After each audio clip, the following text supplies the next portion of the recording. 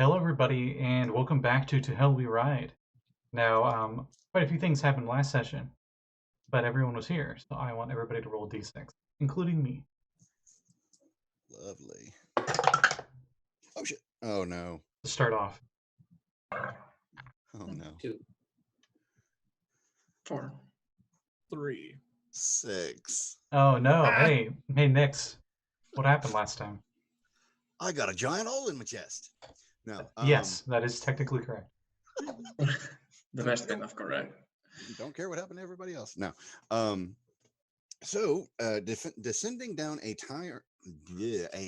tower of effectively flesh, we dug a hole, found some bodies. Lluis found some bugs. We killed them. We dug even further, found other bodies.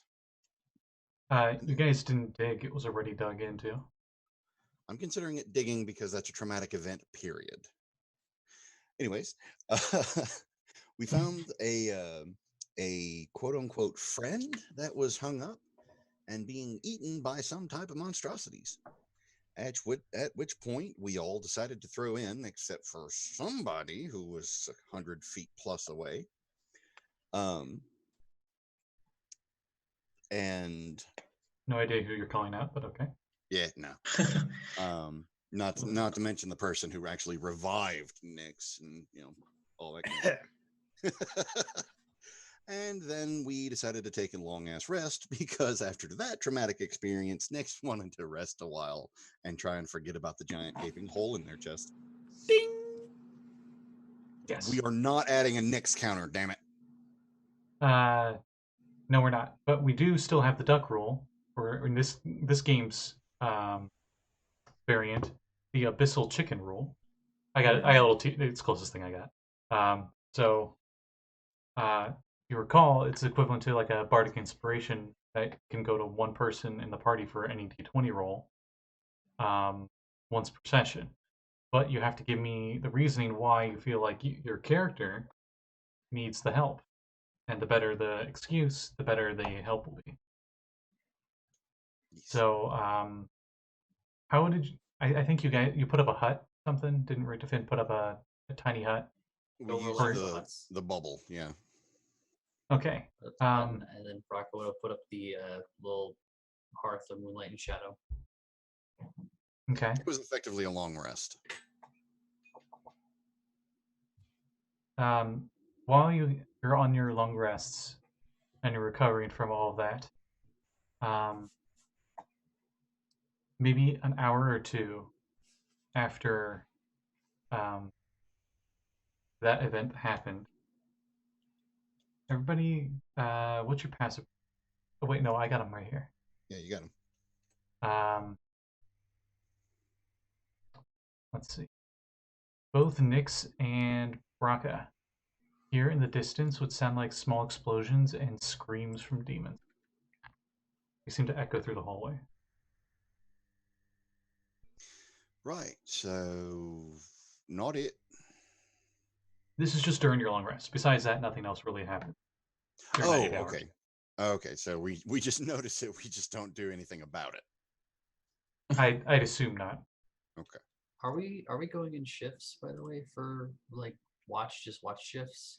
We're in a dead end with a impenetrable bubble blocking the only entrance. I would figure we'd be fine for God, I almost said a 3-hour 4 guards. Tour. Yeah, that too. Still. None of the skeletons seem to notice that, though. They don't react to the noises at all. Oh, good. You can't scream either for alarm. Yeah. Not sure if that's a good thing or not. You hear noises that kind of remind you, but of like a lower baritone, of the harpoon gun you guys got in the side of your vehicles when those screams happened. It's a very odd noise. But then after your long rest, you're all long rested and you're in this room, and up above are those two dangling chains that had the null face clamps that are still attached to the wall. If you recall, you released a barbed devil that was up there. It was an agent of Zariel's. and you guys didn't ask for any compensation at all. So he was just like, "Gee, thanks, bye." Mentioned something about apparently the Slayer's in town or something, and left. And that there's a bunch of Yinogu people down there trying to get in and free Kroktek Toktek. Yes, trying to free the demon lord Hinogu's pet. Huh. So, oh yeah, of course. For those that don't know, I would say you guys would have at least skimmed Yinogu. Yinogu's been in Sword Coast quite a bit. He's the demon lord of Knolls, so he's very hyena humanoid-esque. He's got a three-headed flail, I think. It's skulls. He's pretty metal. Brakka actually spent a lot of time studying those Yinogu and Baphomet in particular at the at Candlekeep, and Those are demons, right? Demon lords. Okay. You know that the I already forget what they're called, the Chezu or whatever, the giant fly things. Kazme. I knew it started with the C, and that was it. Clearly, they had almost like canine like appearance to them, along with the bugness. You're thinking they are a variant from his realm in the abyss. And pointedly, when everybody's waking up and getting ready, everybody's gonna notice if they want to, like, try and perceive anything on Brakka, they can. Just her general mood, I guess. Insights, I guess. I guess so. Roll deception. Nix wouldn't be too worried unless there was something drastically different.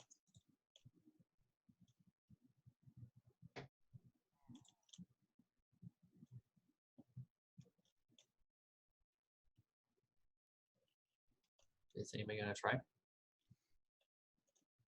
there It's anything? got it froze. What?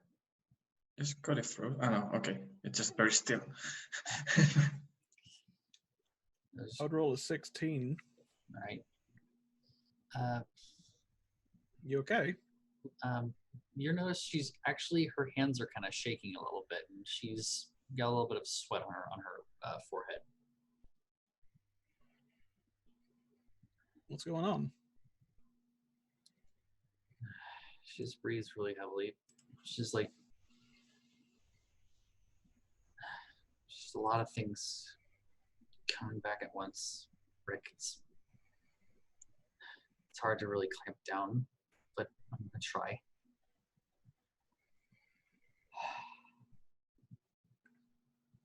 She's trying to focus her breathing, but it's still, the shaking is kind of there in her hands. Lulu snuggles up next to you. She smells like smiles. daisies, and her fur is soft, like a chinchilla. She kind of hugs Lulu close and it's like, thanks. Oh, besides being in a giant flesh anthill in the bottom of hell, what else is bothering you? Subtle. Very. Those things down there that the devil mentioned. Yinogu people. She kind of sort of like hugs herself a little bit and just like leans back against one of the like against the bedroll that she's set up a little bit, just sighs. Where's a bod when we need one? Is Nix actually nearby or listening to this at all? They're listening, yeah. It's stretching, getting up themselves. She looks over at Nix and is like, do you remember when we first started hanging out, Nix? You mentioned about, well, now we know you being a Dragonborn before, but not having originally been a Kobold. Aye. And I said that I kind of knew how that felt all too well. Aye. I was a human a long time ago. Ooh. I had parents, I had a life, I had family. One night, that all changed. It was just, I woke up, it was smoke, it was screams and fire and teeth. and claws and everything. It's just, and she just, her eyes, she's got tears coming on her face right now, and she just looks up at everybody and just goes, "They fucking ate me alive. Fucking Knowles." That's horrifying. Try living it. Sometimes at night sometimes I dream about it and still feel their teeth on my skin. God, you know, the first time I actually wild shaped and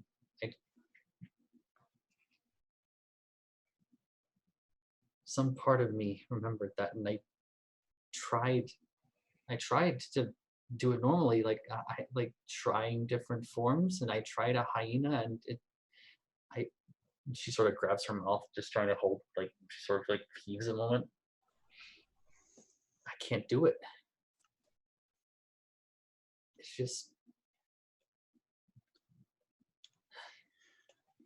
we need a way out. We need to find you an exit. You still got the tuning fork. Fork.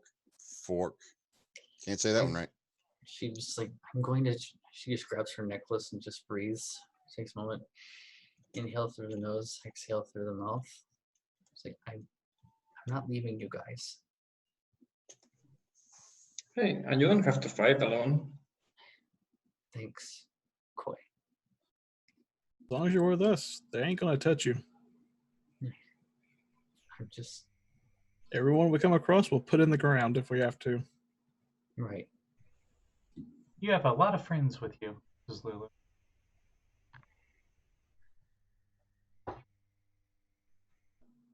I've spent my whole existence trying to stop evil fiends like them. And I don't think I'm going to stop now. I'm very appreciative of what everybody's doing here, the struggles they have.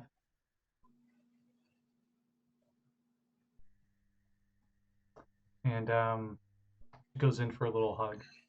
And being a celestial being, not being on Earth right now, don't need a social distance. So she just like hugs you. Gives her a big hug. And sort of just like Fuck off! It's a moment right now. Just kind of nuzzles into her fur a little bit, some tears kind of wetting the fur. Roll me a d6. D6? Mm-hmm. Lily starts to glow a little bit. It's a 3. Okay. I might have you re-roll, depending on if this has already happened with her or not. She knows she has the amnesia, right? Mm-hmm. So, certain moments of bonding like these will actually help her remember. Because she's such a kind celestial being, this kind of like empowers her in a way. Right. Need to find the right page where her stuff's at. There we go. Oh, this is perfect. Lulu's like, Taka Minogu made me remember that he wants to destroy Zariel's sword. He hates it as much as he hates her. I remember Zariel and I fought him once. I don't remember where, though. If we have to fight him, I'll be there with you. Brakka smiles and just nods as firmly as she can. It's like, this time's gonna be different. She grabs her staff of Lathander, and sort of just like looks at it, and then just morphs it into like a war club kind of thing. Like, just her grip tightens on a little bit, and then just like, okay. Grabs her shield, puts it on, cracks her neck, tries to steady herself, and is just like, let's do it. Onward and downward. Lulu's getting away, but you notice she's staying closer to Brakka from now on. And she seems to be doing like a therapy dog kind of thing. I don't know. That's I would say that's kind of a downgrade for her, but you know what I mean. Is she wearing a vest that says "Do not pet"? She probably, if she had a vest on, it would say "Please pet." Oh. Brakka is occasionally just going to like reach over and just like brush her fingers against her fur and just kind of like breathe a little bit easier each time. You're not sure what it is about her, but it's definitely like, I don't know. It's the light. It's the one piece of light that you guys have had here. Mhm. Even if she's kind of corny or she's like a Disney animal mascot or whatever, it's the least miserable thing you guys have had here. In fact, quite contrary. Despite everything that's been going on, she's actually been pretty optimistic and uplifting. And she, as you guys continue through, and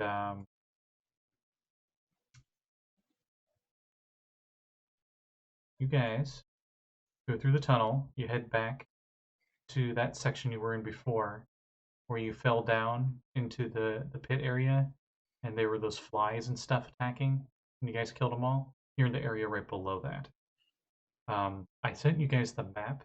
I think it's pinned. But you're now in that intersection underneath S7 and S8.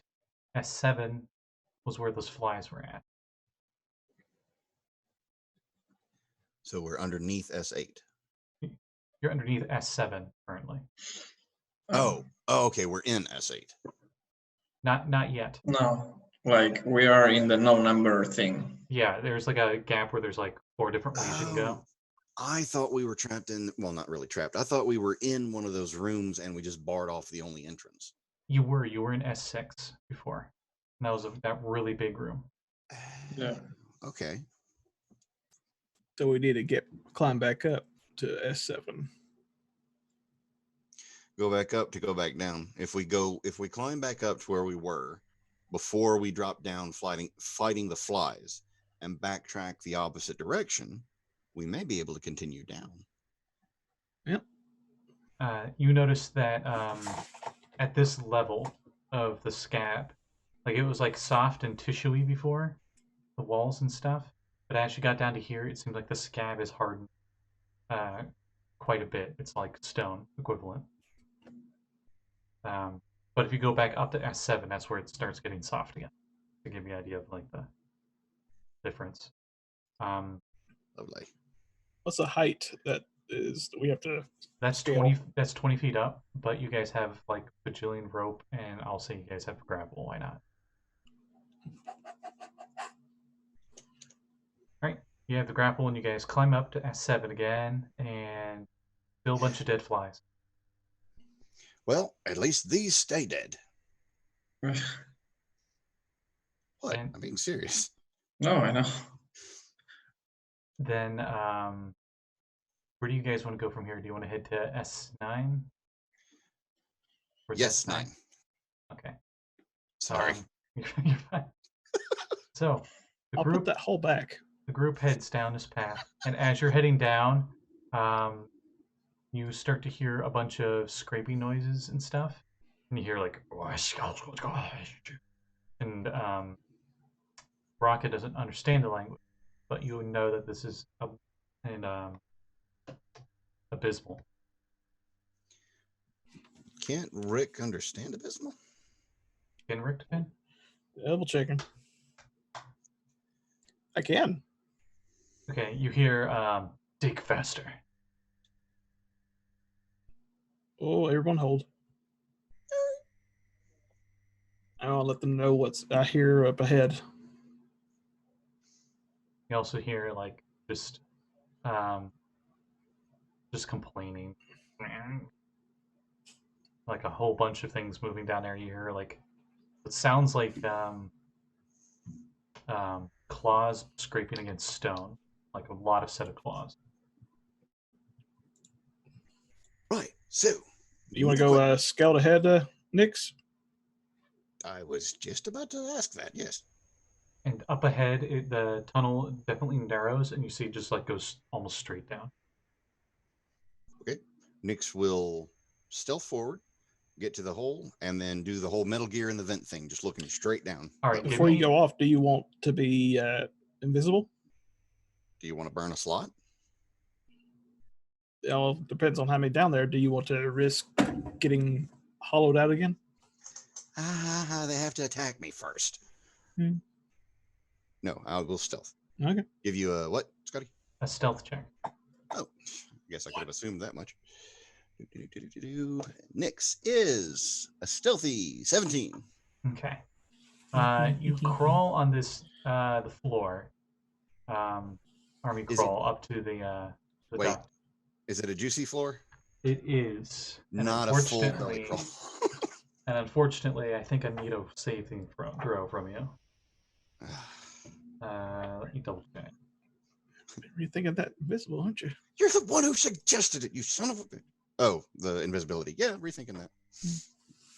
You stay invisible. Invisibility is not affected by this. Didn't cast it on him. No, he didn't cast it on me. He was asking, he basically instead of just walking up there invisible, doing the army crawl and apparently catching something. I'm not going to be. political. Nix is coated in the blood from these scabs and stuff. As you go to squeeze forward, and actually gives you camouflage in a way. You're the same colors as all the surface area around here. But I'll need a wisdom saving throw. Okay. I can do that. Hey, 22. Okay. This blood is pretty gross. And it's starting to get sticky because it's been sitting there for a bit. As you just peek your head over. And as you peek your head over, you see what appear to be a bunch of I never know how to exactly describe it. Small-sized demons. They look kind of like little hyenas standing on 2 feet, but with very fat bodies and long, lanky arms with claws on the end, and they're all just like scraping at the ground. Give me a perception check. Hey, I'm proficient with that one. 18. It took a second, but then you realize that down there, are there any light sources right now? Do you have any light sources on you right now? Should have dark vision. Okay. Yes. That it appears like the surface is very stone, like the scab is very hard. They all 7 of these little things seem to be they're like your size. They're small size creatures. Are digging straight down, and they seem weak and feeble and pathetic. But something seems to be telling them what to do, but you don't see anything. Lovely. All right, make my way back to the group. And as I get within visual range, prestidigitate to get the blood off of me. Okay. Thank God I have that spell. Yeah, it's one of the most useful spells. Yes. What'd you find? So, Brakka, about those gnolls you were talking, it's British, not Aussie. Sorry. How would you like some revenge?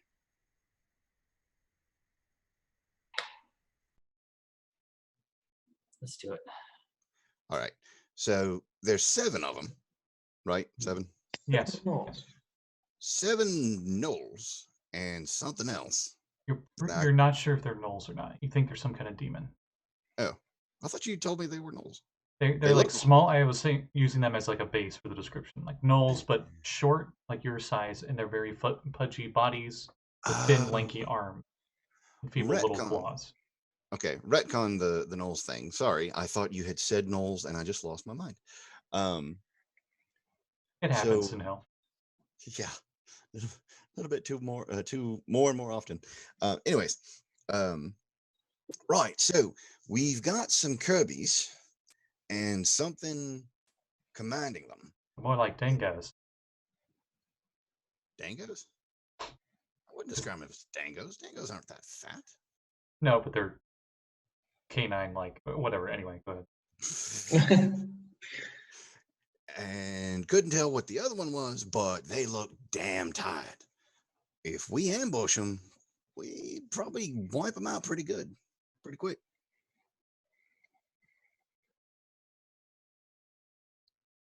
So, Let's do this. Go make Right. friends. that's right. You use the corpses. Anyways, so I have a wonderful plan. Okay, let's hear it first. I go first.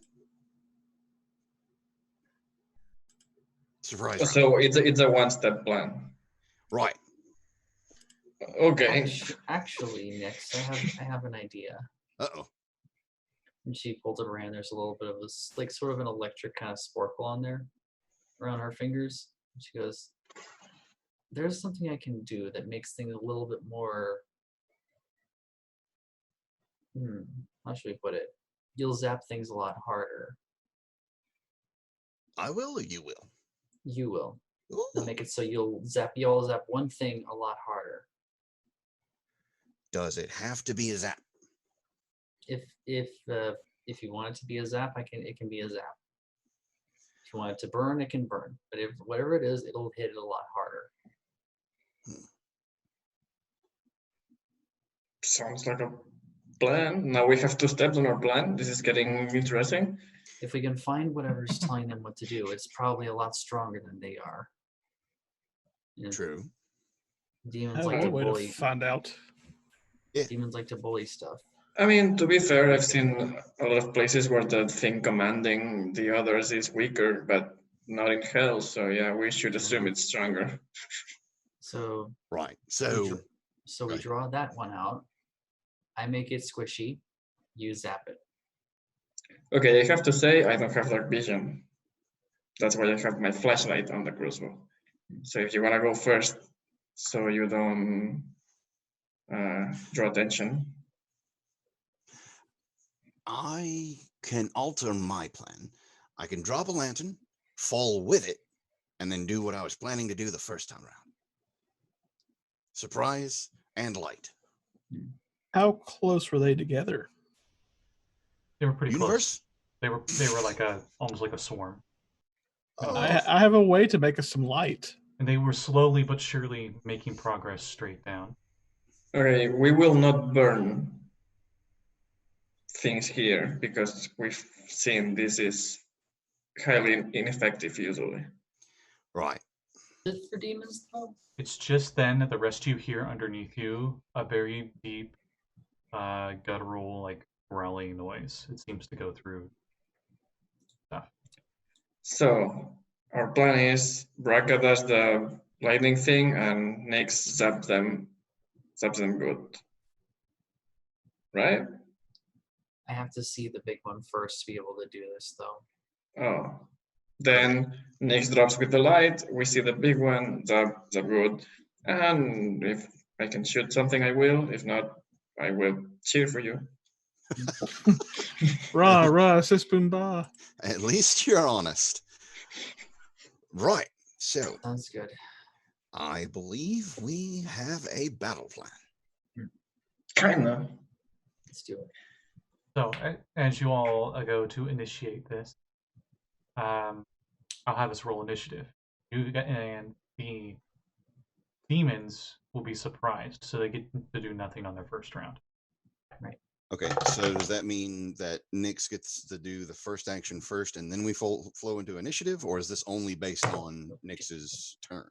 No, this will be based on your turn. Okay. So everyone else will pretty much wait for you Okay. if you were not first initiative. I may not be. Oh, lose. Oh, she did not bad.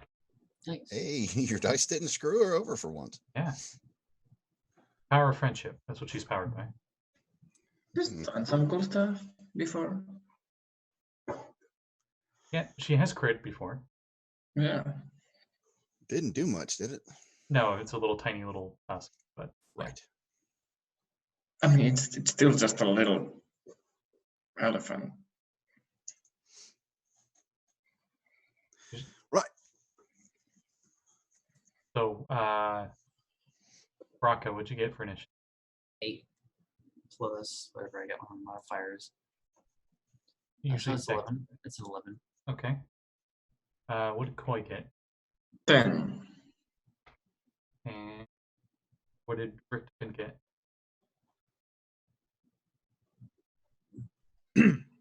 19. Nice. And what did Nix get? 20. Hey, you still go first. Nice. Indeed. All right. So up first. Next. So the only thing that I need to know is if there's still another bone that I can pick up along the way. I will roll for it. Nope. Okay. You need a bone? Said the necromancer. Oh my god. Yeah. Turned. We're suddenly in the office. Nix turns their head slightly to the left to see the skeleton is going right. Yeah. Like, Skeletons are currently facing one of the walls. Just not doing anything. Just do you even walking, bone, bro? just walking into the walls eternally. Do you need a rib? I need something that I can cast light on. Finger bone. Hey, have a bolt. Have a bolt. I will give Nix one of my non-magical bolts. Oh, that works too. Give you a toe bone. Who hands it to Nix first? Leave your minions. Don't disassemble them yet. Richtofen has the higher initiative. No, that's fair. Okay, so Nix grabs a hold of what I'm assuming is a talon, if it's a tone bow from a kobold. Yes. Sure. It's a little one. Okay, so Nix prepares to jump down into the hole with a very specific series of events. All right. So your move is going to be jumping down the hole. Correct. Right into the center of the group of Kirby's. Okay, you jump down there, and all the Kirby's are surprised. Yay! So no now, opportunity attacks or anything. Oh no, don't need it. So quick question: The second you come down there with the light, though, you notice a shadow on the wall that looks nothing like them and nothing like your shadow, and also seems surprised to see you. Oh, perfect. In that case, I drop the bone that has light cast on it, and as my action, upcast Thunderstep. I love doing this. Okay, that's con saves, right? I believe so. Let me double check. Keep forgetting to pull this up first. Thunderstep.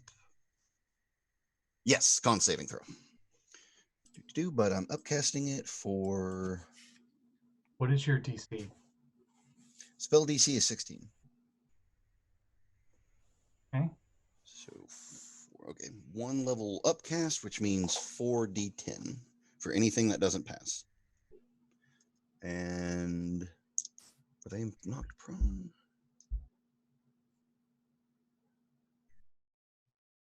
Give me 1 second. Got a lot of d20s to roll. 1 passed already. Wow, my dice do not like you. 3 of the 7 little guys passes. Somehow. Not that it will matter. Okay. Yay.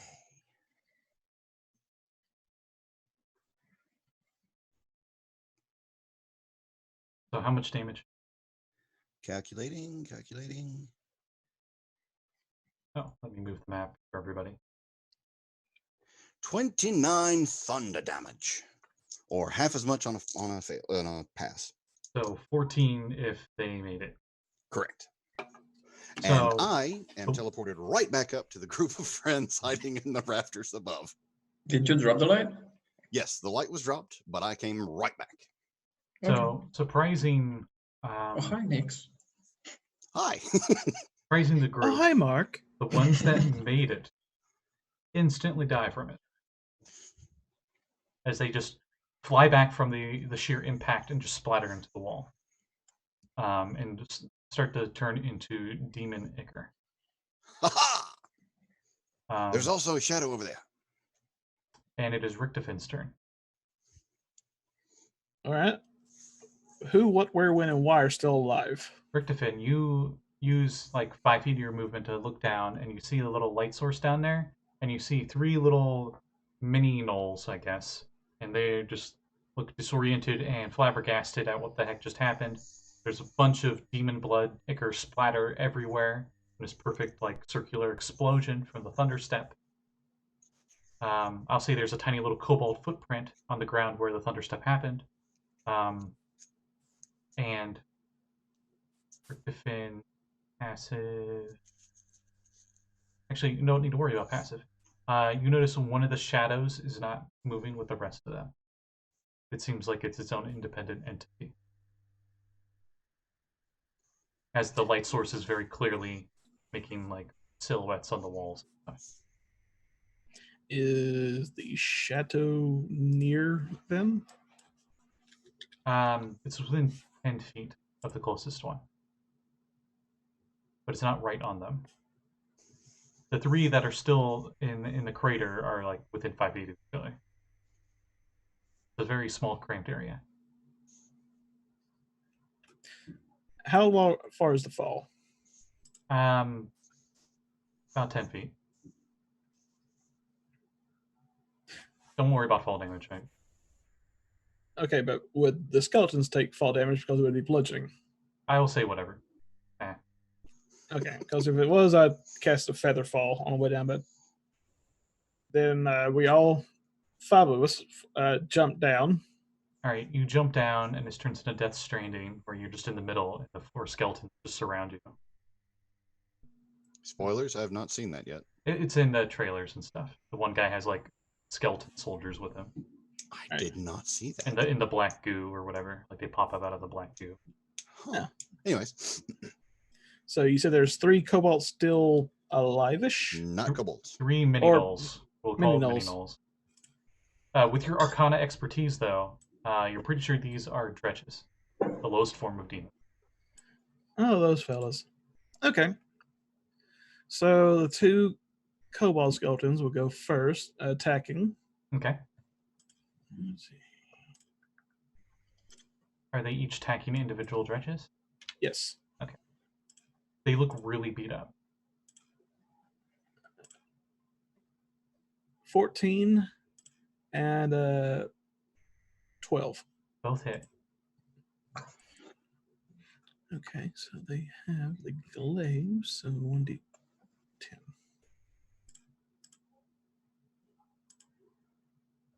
7 and a 9. All right. The 2 kobold skeletons that attack kill the 2 dredges they attack. There is now 1 left. All right, one of the Marotars will attack. Oh, damn. Not a Meritar. Marotar is going to attack the shadow. Ooh, With okay. a nat 20. Ooh. Oh, all right. Shadow doesn't like that, but roll me a D100. Will of Morality, turn. Today's lesson is 67. With the 67, the shadow has disadvantage in all saving throws to the end of the Merotar's next turn. Nice. That should be useful.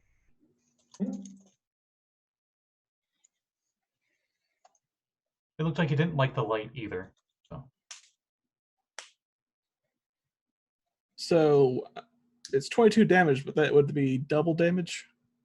It would be double the damage dice. Oh, so I would roll 4d12 instead. Yeah, 4d12 plus the strength score would be the total. So just roll another 2d12 and put it on top of that. Okay, so 22 and 24, so 46. 46 damage. The axe hits the shadow and it just... And just like the shadow actually seems to turn into like solid and turn into like demonic ichor as it pulls up the axe, and the axe is like with the ichor on it.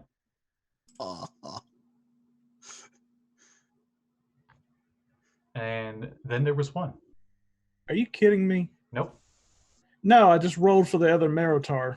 Another nat 20. Cool. Yeah. Oh no, this little thing. Why? You don't need to roll damage because it has 4 hit points. But Jeez. roll me a d100 to see how it decimates. 79. Why can't I have these rolls on bosses? Okay, I gotta ask. What's the strength modifier?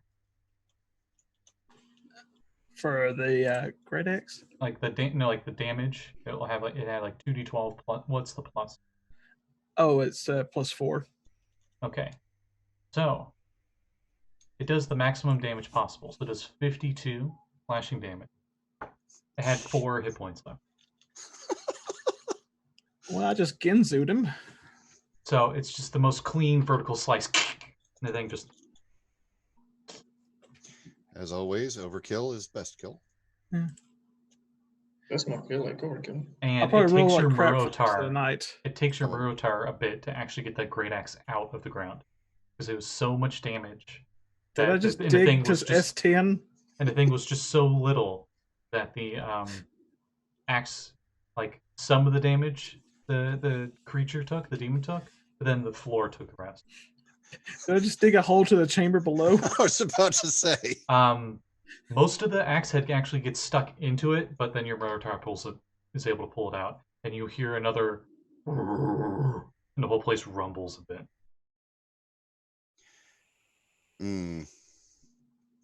As there's a very clear wedge in the ground now. Had a thought, didn't like the thought. And end of initiative. So that's that. Right. So I think we can all go down there now. Find the gap. Yes. All right, so you all hop down. Where are we, by the way? Lulu S9. It's not- You just dropped down to S9.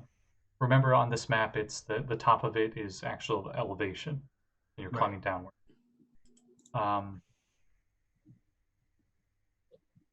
And you guys start to hear a lot more noises coming from the tunnels. They don't seem to be advancing towards you.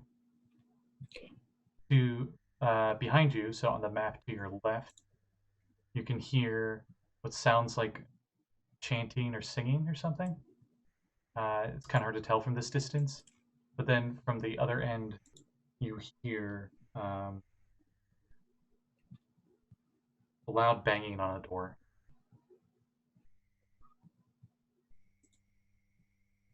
Wait, which direction do we hear loud banging on the door? To the right on the map. Both head downwards through here. And at this point, the scab surface is stone equivalent in terms of hardness. Which your Murotar's axe pretended like it wasn't. Gonna look to everybody else. What do you think? Should we cut off reinforcements and then go for the door, or? Oh, blood starts to spill up from the cut wound that the great axe put in the ground, by the way. A little pool of blood. I struck oil. I mean, blood. So, okay. I had a right bad idea. Bad thought. Like, you think this place is alive? Yeah. Yeah, I kind of get that impression as well. Thinking that the thing rumbling is the thing we're effectively digging through? Yeah. We're not digging though. Could be that big thing that the devil mentioned, Krotek Totek. We might want to hurry. Yeah. Should we take care of the rest of them and then go for the door, or go for the door first? Maybe we should go see who's rapping at the chamber door. Because we could just take a look and then assess our options. Alright, give me a group stealth. Before we do, Brakka is just going to just like utter a soft prayer and just put her hand on the ground and gonna cast Pass Without a Trace on all of us. Okay.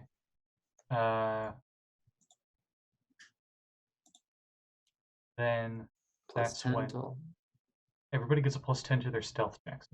Mm-hmm. As you head towards where you hear like what sounds like something's trying to bang a door down. This is a 28 for Brakka. Yeah, remember that +10. This is where in the Track of Sea that's- campaign we had a rogue that had that cast on them, and I think they got 40 on their stealth check. That was pretty fun. That was with the +10. Was the 28? Yeah. So I got Which an is- 18 +10. Wait, They- no, 18. Yeah, They were in the 8+10. plane of shadows, so I had her literally slip into her own shadow because she just stealthed so hard. Nice. I'm glad you cast that. Oh God, what'd you do? Wizard, Total of 12. nice, nice. Okay, what about Koi 26. and Nix? 27. All right. Oh, Lulu, Uh-oh.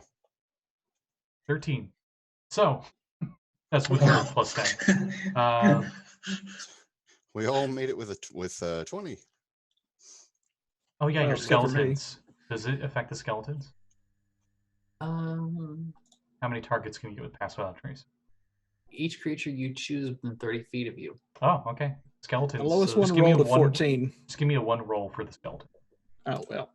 23. Okay.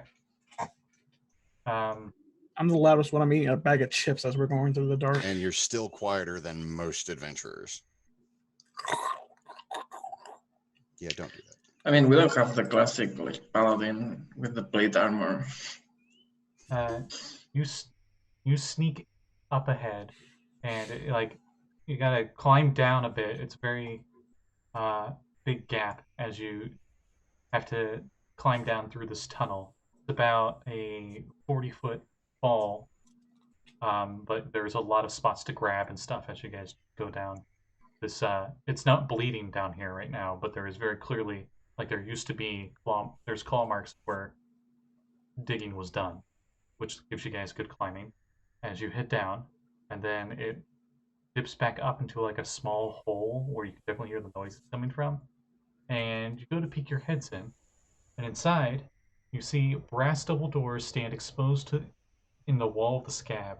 A relief image of the doors depicts a blindfolded angel wielding a sword carved into the door frame with beautiful gold inlaid runes. 3 goat-headed demons with barbed tails throw themselves against the door as a corpulent, ape-like fiend with tusks and tiny wings kicks at them, roaring commands for them in Abyssal. All right. Can I hear them from up here? Yes, you could hear them clearly, and he's not really saying anything too important to you guys. It's just more of like, you guys don't break down this door, I'll break you down, and stuff like that. Friendly. Very. The Slayer is near, we have to hurry. Do these things look familiar to Brakka, having studied all this stuff on like bafflement and stuff? No, but you can give me an Arcana check. Right. And is it lit in that area? It is not. So everybody except for Dark like vision. 2 PCs have night vision. So that's 13. Yeah. 13 Arcana. With 13, I think you know what the goat head ones are. Moment. I thought I had their stuff up. There it is. Yeah. You recognize the 3 little goat demon things that are throwing themselves against the door as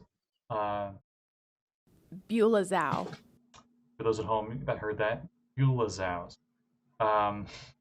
I looked it up and they had like a little pronunciation thing where you click it and it says it out loud. You know how to pronounce it. Nice. But they have the anthropomorphic feet, like the triple, whatever you want to call it, the canine like back leg, dectigrade legs, and they look like they're really good at jumping. You know that they have a horrible smell to them. Getting within a certain distance of them actually is ill for your health. And when I say that, I mean it smells of rot so bad you take necrotic damage when you're at a certain distance every round. And their barbed tail is a very wicked attack that can poison you. The other one, which is much bigger than them, standing about 12 feet tall, with comically small wings. You don't know what it is, but it's definitely a greater demon in comparison. All of them have the null-like traits. Kind of tightens the grip on the club at that and just looks over. Do we want to check the other way? See if they got reinforcements. Found the door. We should probably stop them first. You notice that they are like hitting themselves. The goat ones are hitting themselves against the door, and the door very clearly has like a gold like ding, like a force field as they hit it. It seems like they're having no effect currently. But they may not be able to do much.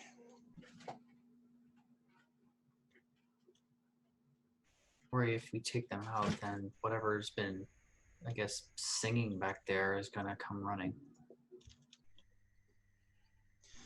Well, Do we risk them getting in and getting the sword? She sort of just like palms her head and is like, "Ah, God, dang it, I'm stupid. I can probably cut off whatever is behind us." I just remembered. Oh, and from your current angle, now I think of it, this is like a very big room, and you're seeing this from almost a sky view. You're about 100 feet above them. You're like on the ceiling, essentially. so looks like Featherfall's in our future. Drop in and take them out that way. The door stands about 30 feet tall. I'm fine shooting from here.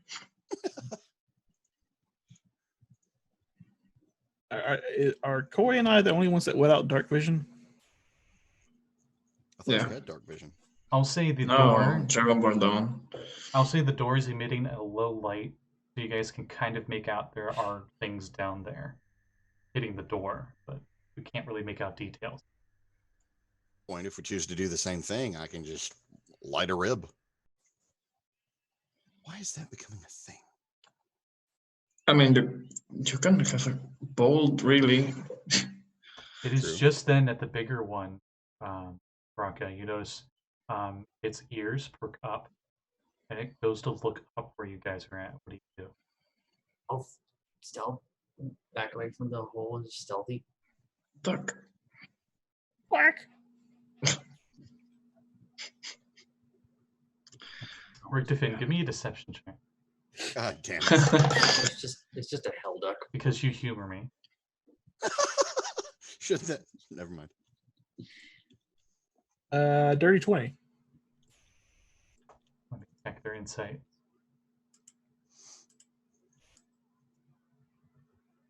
One of those abyssal chickens must have came down here, says an abyssal. I should go get it as a snack. And it goes to fly up. And it's like, you better keep hitting that door. Its comical little wings flutter, but it goes to fly up in your Actually guys' direction. flies. Oh gosh. Well, Surprisingly fast for its size. As decision time. Well, I guess we're doing it live. you're doing it, you're going And what do you guys do?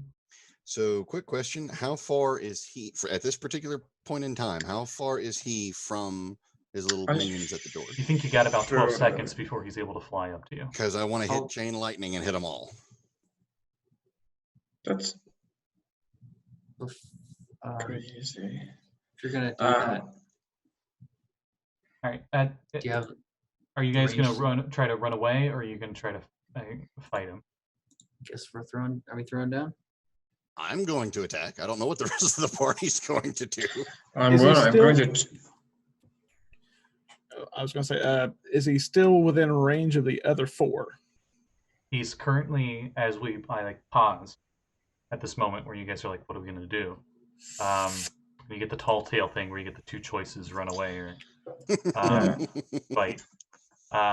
He has flown 30 feet in the air away from them, and he's about 70 feet away from them. All Like right. I said, you guys are really high up there. Okay, yeah. Taking that chance right at 30 still allows my chain lightning to jump. So, sorry guys, he's flying straight towards us. Before you do that, can Brakka do her thing? I mean, at this point, it would be up to. At this point, this is like we're going into initiative, or you guys are running away. before I you got guys can do 17. any action of any kind. Okay, looks like we're going for Go on to initiative. initiative. Okay. Oh, much better. 17. 11. Dirty 20. Nice. Ooh, Nice. everybody went way faster than I expected. Okay, Brakka, what was your initiative? Sorry. 11. Okay, same as before. What was Koi's? You roll different dice. What was Koi's initiative? Dirty 20. Nice. Yeah, I need to not use this dice. Nix. Was the same as Rick's. The 19, was it 17? 17. 17. 17. I believe you're 17 the greater with your dex. But I'm 17 the wiser. That's a matter of opinion. So, Koi, you are up first. This is initial, like, the large size shape is moving away from the low light, and it's clearly moving upwards towards the hole you guys are peeking through. I mean, I can shoot from that hole, right? Yes. Do you have dark vision? I have a light in my crossbow that Nick's cast on it. So you currently have a light on right now. Yeah, it's always on unless Nick's has taken it out. Well, the cantrip only lasts for so long.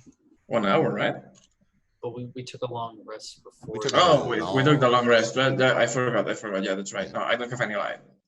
Well, I guess I have a torch on me because I've been walking around. So you do have a light source. Yeah. Okay. We've been going by light of Lulu. As it's flying up, it's like it I thought we've been going seems. by light of Lulu. It seems immediately like, oh, this isn't a chicken. Peacock. But it doesn't seem to. In fact, it seems to smirk. Like this is good news. Of course. But yeah, boy. So it's not disappointed. But, It is not disappointed. In fact, it seems happy that it's not just something tiny it can torture. Maybe it's something bigger. So yeah, first dish. I'm gonna throw a lot of arrows at you. Okay, roll to hit. Let's start. First attack. So this thing, it's not moving very fast. I'm gonna try to sharpshoot at it. Why not? Okay. Let's roll 1. Roll me D100 before you do anything else. Oh. Your crossbow might get hurled into the hole. This is gonna hurt. 46. Duck and cover. Oh no, I was looking at crits. I'm like, wait, you frighten him? What? 46. No. That works. Stick with it. God damn it. If a You crossbow went somehow flying past shoot me.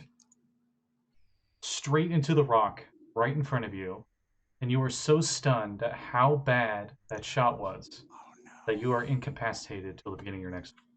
Okay. Well, that was quick. Yeah. Yeah. I would just count it as like you just panic or something. I don't know. Up next, then. You get a is mulligan? Next. So, sorry guys. I called it as soon as it started. That's a chain lightning. Hold the spell. As a reaction after Koi's turn, the creature says in Abyssal, down below to the others, "We have guests." What you guys hear is pretty much, We're on the other side of the river. Sorry. That's what I was going for. Yes. And the little goat ones immediately are like, "Arr!" and you're like, they're aware of the situation as well. Well, And they get to see the bolt of lightning. Yep. Dex saves, right? Target must make a dex save. Yes. This thing seems powerful and resistant, where it has advantage. On the roll. He does not get advantage on. No, I'm sorry. He doesn't get resistance because of my elemental adept ability. Ooh, okay. That actually does help. Thank Fails with goodness. an 11, but his friend got a roll as well. How many D8? 10 D8. Yeah, there are 3 of them down there. All fail. Everything fails. Holy balls! Everything fails. Holy balls! They all take. Wait, how many does it jump to? 3 bolts. Okay, from my primary target, 3 bolts then leap from that target to as many as 3. Holy shit, I hit them all Yep. with 58 lightning damage. 58. 58. 10 D8 The lightning The damage. gingerbread man. Gingerbread. All right. All right. So I'm just putting his token there. Those at home know how far up he's flown when you shot your lightning. I'm a fire in my. I'm not even going to put up these other tokens that are right next to the door down there on the ground because you fry everything down there. Holy shit! Yeah, they all immediately and they're just done because they're not resistant. And I'm gonna use my movement to get the hell away from this because I do not want to get impaled again. As it shoots straight through this large-sized demon through its chest, and then it like arcs off in 3 different ways to the ones down below. They immediately vaporize, and then their vapor, as it hits the ground, like solidifies into like a liquid ink. As I run past Liquidifies into liquid. Oh, okay, I'll just say it was like a red mist, I know. just I'm a bit, and then ink. a bit picky. So as Nyx run past Richtofen, it's gonna. So does that still only count as 1? Wait, are we keeping count? Not anymore. Richtofen. Okay. All that's left is the big guy. Sorry, not sorry. Let's see. Well, now that's just 1. What do I want to do? How far away is he? He's Probably currently something lethal. 70 feet away. I think I will not use this one a while. I'll cast a Phantasmal Killer. All right. What do I need to roll for? Let's see. Tip of the bears. I believe that's Wisdom saving. Yeah. 14. I believe that failed. Yeah. Okay. What happened? Becomes frightened and takes 4d10 psychic damage. All right, roll away. Not immune to frighten. Oh shit. 37.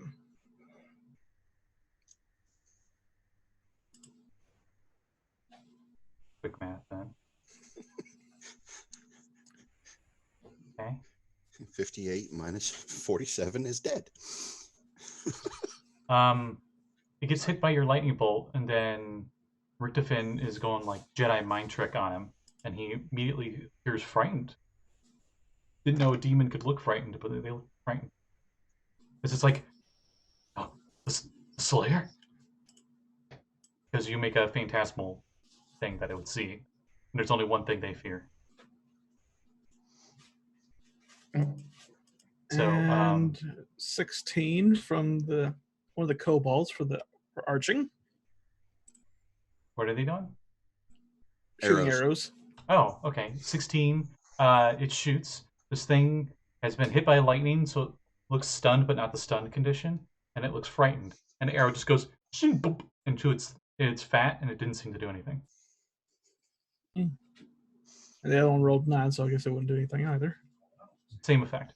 It's my turn. Convenient centering of the nipples with arrows. Piercings. It's got the moves. You know, it's pretty ugly.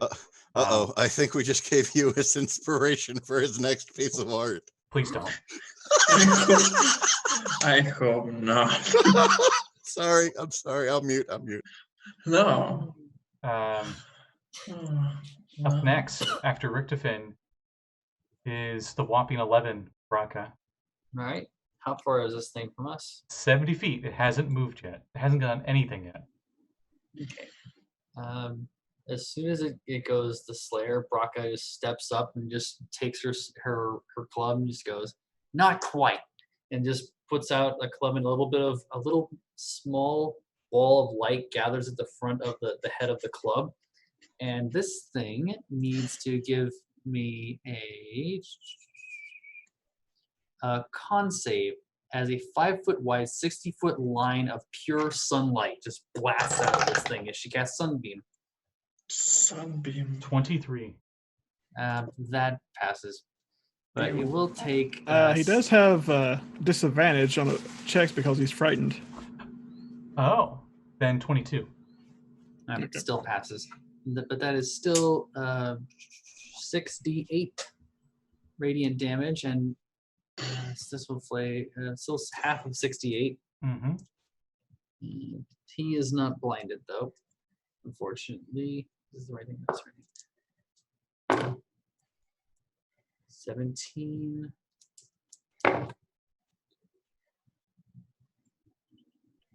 24.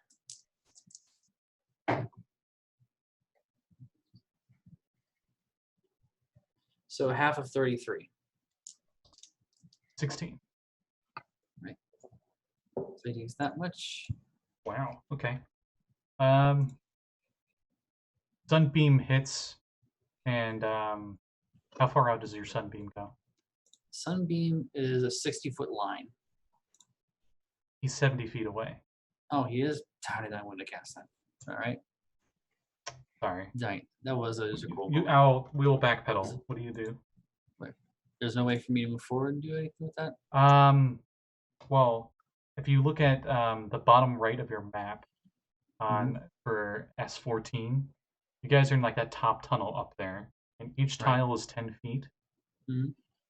So you can see there's no clear way of getting down Hang there. off Well, the you side could or climb. You could hang off the side. You could climb down and do the sunbeam if you wanted to do that. If you wanted to risk that. Sure, I'll risk it. Zap him. If you take any damage, I'm going to have you roll a check. Hold your grip on the wall. Right. But yeah, okay. Sure. So you do that. It zaps. Yeah. Takes that damage as I rewrite the damage again. And after Brakka, it is Lulu's turn. And Lulu's like, die, demon! And she flies down. She gets right next to it. And she does one of her horn blasts. Sounds like La Cucaracha. I'll say she like spin, like your sunbeam's like a cylinder, right? She like spins around a it. line. She like So spin animal. around it, and she gets like right next to it, and just trumpet blast. So he'll need to make a, well, it doesn't have a gender, Constitution saving throw, as a bunch of little sparkles go shooting out of the trumpet, out of her nose. Yeah, he made it. So he only takes half of that radiant damage. Oh no, he has disadvantage because he's an evil creature, but he still passed. Evil creature and frightened. True. So she does damage to him. After Lulu's turn, it is finally his turn. With a whopping 8 initiative. So the first thing that happens is you see a whole bunch of gnolls come pouring out into the room, and this creature looks down at them, and in Abyssal it says, It's the Slayer, flee! And it immediately disappears. It goes, Phoom! And as it disappears, all of those gnolls that pour in, you see about at least 15 gnolls. One of them's bigger than the others, clearly the leader. Brakka would immediately recognize it as a Fang of Inogu. One of the chosen, I guess. Immediately all start to panic. But they've already used their move. Actually, no, they'll dash. They'll dash back out from there and flee the scene. After their turn, it's Koi's turn. There's no visible enemies currently, but you hear a lot of movement throughout the place. Lots of chaos. To be expected from demons. Okay, I'll climb down. All right, it's over 100 feet. Climb down. Climbing will be Oh. like half your speed. Yeah, no, I'll dash, so I'll climb 30 feet. Okay, so you start climbing down. Do you Well, have actually, you guys want to use like a rope and grapple to send down? Or? Well, wouldn't it make more sense to have Richtofen use Featherfall, at least for the ones that are trying to jump or climb down? You ask It doesn't- Richtofen that. It's not. I can think they can only do like 5 people. I can fly, so can Lulu. How many skellies you got? 4. Oh. Choose up to 5 fallen creatures. Yeah. Or if you upcast it. No, you can't upcast it. Nah. Yeah. In that case, yeah, I think rope tricks would probably be the best idea, and just feather fall anybody that's falling. actually, I'm just gonna ready an action, and if any demon or anything appears that I can see, I will shoot at it, and I will wait till the rest figure out the way to go down. Okay. Ooh, sniper position. We'll Yeah. We'll pause combat initiative. We'll still keep initiative just so I can keep track of what everyone wants to do. So, boys waiting to see if any more enemies show up. Nix, what are you doing? You said it's a 100-foot drop, right? Yeah. The wall is kind of at like a weird angle. So if you tried to climb down, it'd be very difficult. But if you had like a rope, it'd be a lot easier to just rope down. Nah, Nix is gonna fly. You cast fly? I cast fly. All right. You cast fly and you fly down 60 feet. You're not at the ground yet. Nope, I'm just hovering in air. I'm pulling a koi at this point. Observational post, but I've already used my action. So, Richtofen, are you gonna feather fall with the boys? Which way did the gnolls dash? It's weird because you guys are like looking downwards, but they look like they went underneath you, essentially. Damn it. Then yes, I'll jump with the boys.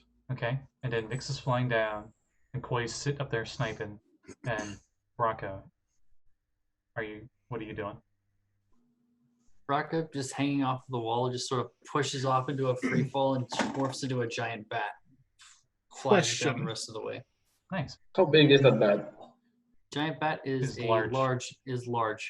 Can I ride you? Is it possible? Question Yes. for the DM. I would let her do that. Just like flapping in place and just scree. So you all have your various methods that you all get down onto the floor. Hold on a second. I'm so What's smart. my fall speed? Your fall speed is whatever featherfall is. Oh, I haven't cast it yet. I'm asking. That's what I was asking. Normally, your fall speed is 500 feet around. But with featherfall, it makes it 60 feet per round, and you always land safely, taking no damage. Okay. So, If it was that high. And you guys aren't. I'm not going into bullet time anymore, so it's not every 6 seconds. It's just to see what all you guys are doing after they all seem to retreat. So you all get down to the ground, and as you do, you notice there is another tunnel, about 20 feet up in the wall, and you see the gnolls are desperately trying to climb up it. Okay. that looks like a prime target for a fireball. And as they're desperately starting to climb up it, some of them turn around and see you guys, and the leader immediately starts barking something to Null, and they turn around. They don't look as scared anymore. Shit. And we go back into initiative, and we'll just go back to the boy, who's currently flying on the back of a giant bat. This did not work out as planned. Have you? Anyway, I'm gonna shoot at them, at the leader. Okay. Maybe that will scare them. On top of the bat, like one of those games where the first mission is that you're in a helicopter and you're just shooting at random stuff to get big numbers, like that. Sounds like a Metal Gear mission if I've ever heard one. Someone called in the UAV. Or like the opening for the Far Cry Blood Dragon, where you're in the helicopter. It's just what I was thinking. Yeah. You notice he's bigger than the others, but unlike the other gnolls, he does not have any weapons on him. He just seems to have his teeth clawed. Okay, I mean, they cannot shoot claws and teeth, right? We don't know that. I mean, they're demons. Anything's possible. Right. Right. Okay, I'm gonna sharpshoot Okay. because that went super well last time. Just don't nat one it and you'll be fine. Okay, that's a good one. That's a 19. 19 I hits. mean, ooh. That's definitely not a 1. So good job. So that's 2d10. I will add a superiority die to allow Brakka to keep flying down, just in case she wants to shapeshift to 5. Oh yeah. So you can fly half speed.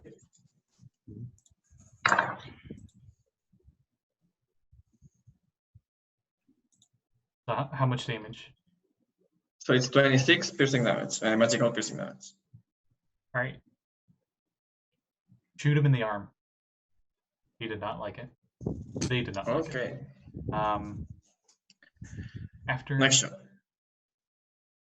Oh yeah, that's right. You have multiple attack. I'm sorry. Yeah, it's one of 3 or 6. I haven't decided. All right, fire again. Okay, I will keep sharpshooting. Okay. That's 22. 22 definitely hits. I will not add the superiority dice this time. So it's an 18 piercing damage. Okay. Next shot. Also Still- sharpshoot. He's still up, but looks really hurt. So that's an 18. 18 hits. No superiority die. Oh. 17 piercing damage.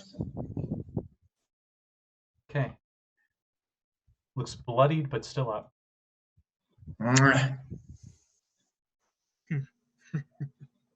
Okay, that's all I will do. I'll say it was like shoulder, head. And like the last one actually hit its head, and you notice the only like a quarter of the bolt's head itself dug into the skull. The rest of it's still sitting there. And it angrily just like pulls it out. Brakka wants him. I'm sorry. As soon as you said that, the only thing I could think of is shoulder, head, and guts. Head and guts. Be careful with that balls, don't break them. Thank you. Nix, your turn. Oh, shite. Okay. You're on the ground. There, No, I'm some flying, of them thank you. Some of them are on the ground. Some of them are on the wall. So the leader is up in the tunnel, about 20 feet up on the wall, above the rest. How far are the ones to the ground? They vary between 30 to 40 feet away. Wonderful. Absolutely wonderful. They're all now. Are these actual gnolls or are these like demonesque gnolls? These are regular gnolls. Okay, then I'm going to try something here. I just need to double check the range. Not a mine shaft. Hmm? Sorry, just D&D Beyond theme. Oh, yeah, if only I could shoot a lightning bolt through that. With a mine shaft full of gnolls. I think I Whatever, may be anyway. missing the resource on that. Let's see here. Look up the D&D Beyond theme song when you can. I did not know D&D had a theme song. Yeah, Critical Role made it for him. Ah, that makes sense. Okay. So these poor bastards. I'm going to aim at the center of the massive group trying to go back into the tunnel. Mm-hmm. And I'm going to cast Synaptic Static again. Hopefully this time it'll actually hit. What's the range? 120 feet. So you hit everything. Gotcha. What do I need to roll for that? Send another point. Make an intelligence saving throw. Okay. Sorry. No, I'm just laughing because of their save. I know. Let's see the leader. 20-foot sphere, though, right? What's your DC 16, right? It's a 20-foot sphere, by the way, Sky. Oh, that changes things. Okay, thank goodness. I don't have to roll 16 d20. Oh, my bad. Um, Yeah, it's 20-foot radius. That's why I was saying centered on the mass that was moving back towards the tunnel. Okay. Would you or would you not have the leader in that radius? Not wait. How close Because is the the leader? leader's up above everything else. Some of them are on the wall, climbing up I the wanna kill wall, it. and some of them are on the ground. You said you targeted the ones on the ground, so I'm going to assume you hit the ones on the ground. Yeah, no, yeah, definitely aiming, not aiming to include that one, just aiming at everything that's trying to climb back up. Yeah, Okay. Your DC 16, correct? correct. Haha. Everything fails. Holy shit. Okay, Scotty, you're not gonna like this. So first off, the damage is a total of 36 for each Okay. one of them. Let me. I rolled for 8. I'm just saying you hit 8, so all of them die instantly. Then you don't have to worry about the other pieces of this. As I'll just say their brains explode. Their heads explode. Ah, Specifically. popcorn. Okay. That's Nix's turn. Except for one thing, while casting, they pull an epic anime pose with the one palm out doing. They all Just for- dab and then they die because they dab. That is not cool. I mean, it makes me look cooler by comparison, but not cool. That's my turn. Alright, I'll just move this token, say this blank token is the leader, null, up there. The bat is screeching that it wants it. Yeah, like those 8 that you hit on the ground, all of them were just like immediately go like to grab their heads and they're just like, ah, and then their heads just like Fist of the North Star. Yeah. Holy shit, it worked. That was psychic damage, right? Yes. Yeah, okay. Wanted to make sure I was accurate on that. So, after Nix's turn, Richtofen's turn, there's still about half of those gnolls left, including the leader, who looks really not well off. So, how many are clumped together? All the ones in the wall and the leader, I guess, are kind of Is clumped it- together. They're like a variation between like the ground level and 20 feet up. Kind of maybe 2 at a time, at most. So, how many are left, not including the leader? Not including the leader, there are 7 left. I would aim towards them to be able to hit all 7 of them and leave the leader out of it with a fireball. Okay. Dex saves at disadvantage because they're climbing. What's your DC? 16.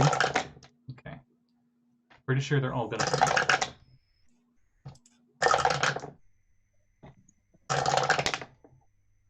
Ooh, that one passed.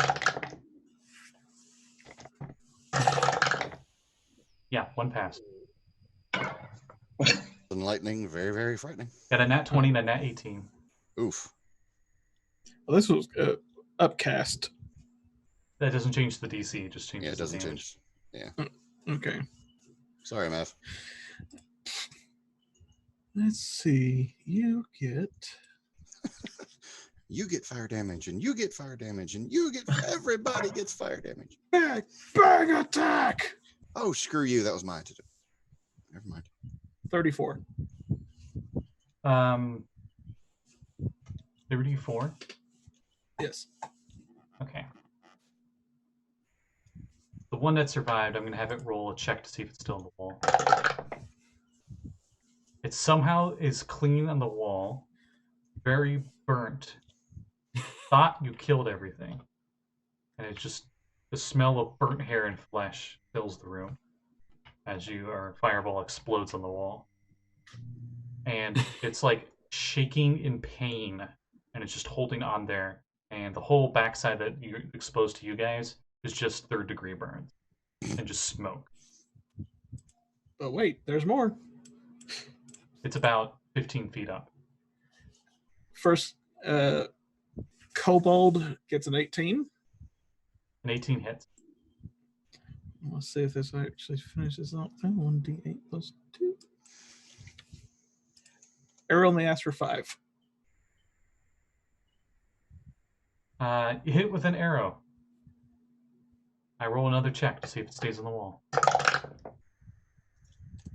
You know, this gnoll really to likes live. Nogu so much that is refusing to let go. It got a nat 20 on its save. Next kobold lets loose with a 21. And it says something in Gnoll to the leader. And as it does, that arrow goes straight through its head and pins its head to the wall, dead. It had 1 hit point left. No! All that's left is the leader. I'm gonna have him roll a morale check. Brakka, this one's for you. He is like, you know, bloodied. You guys wiped out everything in 6 seconds. His entire pack. He may or may not have shit his pants. Do they have pants? I love that guy just turned and was like, hey, we can take down this guy. He's got 3 arrows and all their minions exploded. Some of their heads exploded. The others literally exploded by fire. Yeah. We tend to have that effect on people, and I'm not sure if that's a good thing anymore. Like, Well, I'm not invited to parties. And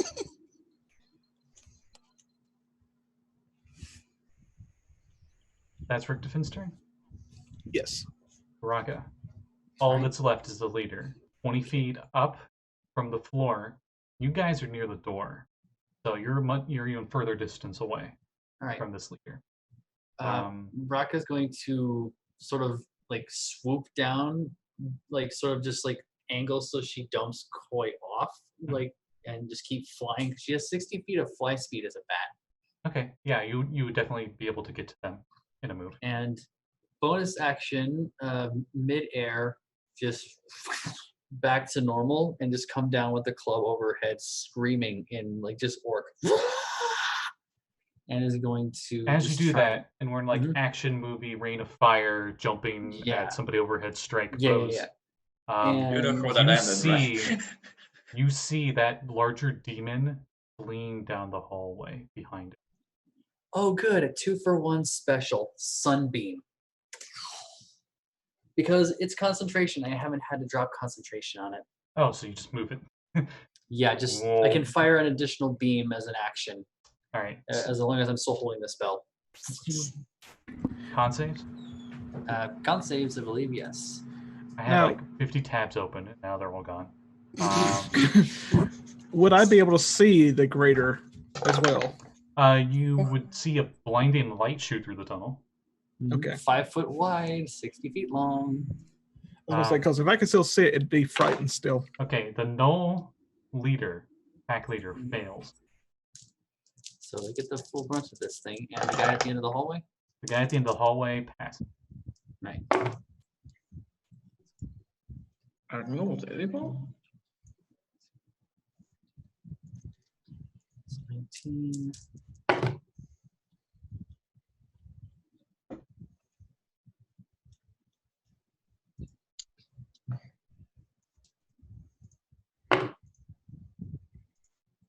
That's 37 radiant damage. The Fang of And- Inogu, with 4 hit points left, just like bah, like Dragon Ball Z, like energy beam, dead. It's Special beam cannon. It's the fat demon thing that's waddling away. Mhm. He resists it though. Again. Radiant damage? No, made the save. Oh, made a save. Okay, Okay. yeah. So How much was that again? that was 37, I want to say. 30, Oh, yeah. 36? I think it was Same. It 36, would have been. but I don't know. It's the same damage regardless. Yeah, right. It's Um, still the same halved. Okay. Then it looks back and it sees you. It Mhm. sees that you're not what he thought you were, Oh, but it looks like he's not going to stop. Right. That's Brakka's turn. Mhm. That thing She is just, noping she, the hell just, out she, of just, she just lands Wouldn't you? in the ash of the, because I'm getting, this is this Fang of Inogu thing. It's not a demon, is it? It's just a gnoll. It's a null, yeah. Yeah, she just lands in the ashes of this thing and just looks up at the bigger guy and just like glares at him and just like aims the staff like she's gonna point and do another one. as you do that, your hair just like to your face as a golden blur goes flying past you. And Lulu flies up, does What the a heck? trumpet What the- blast. Mhm. Because she has a fly of 120. Right. So yeah, no, she'll do the blasting one this time. Last time she did sparkle. So Hansi. Let's see if it changes anything if they're evil. Ooh, interesting. Actually, it'll do the sparkles again because it's an evil creature, and she would know it has disadvantage. Even with disadvantage, it still passes. But it does take some more damage, and it looks really hurt. After Lulu, it is the demon's turn. What's left of them? Demon.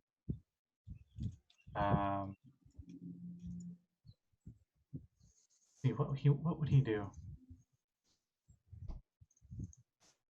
He's near Crap the, his pants. He's near the end of that tunnel, I already made that joke, Mav. Shut up. and he says, "Stuff an abyssal." Richtopen's kind of too far away to fully understand what he's saying, but as he does, he disappears.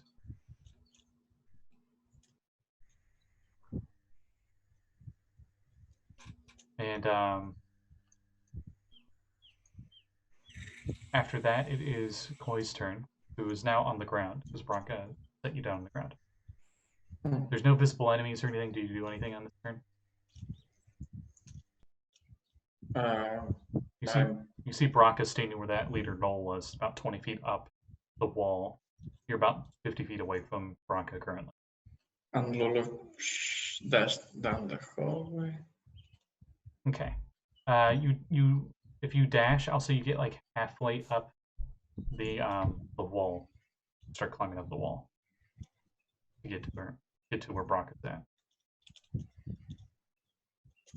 I'm just gonna yell at Brakka if she wants me to do like a cover barrage of arrows, and if not, I will just stay there and look at the door. Running like a coward. We got this. Does anyone else do anything before we loop back around to Brakka? Nah, Nix would stay in position in there. Lulu's with Brakka as well. As far as you guys know, you saw her go right into the tunnel. Richtofen? I'm good. Okay. Looping back to you, Brock. Right. Spins the staff. Another one. Another sort of Getsuga Tensho style slash of sunlight across in the 60-foot line after having moved up a little bit to make sure that you can get him if he's running away. He's not longer visible. He disappeared. Right. Still moved up a little bit and just going to make sure we have that line go again just to make sure. You move through this tunnel and you almost get to the very end of this tunnel with your move speed of 30, correct? And you hear like squawking noises and more dull noises in the next room. And they seem like they're sounding like they're coming towards you. That was your move. What do you do for your action? All right. So I hear that. And look at Lulu's with me, right? Yes. You just ran past her. But she'll stay with you. Right. I'm just looking at her and just go, we want to fight or we want to hold him off? I want to fight. Let me at him. Let me at him. All right.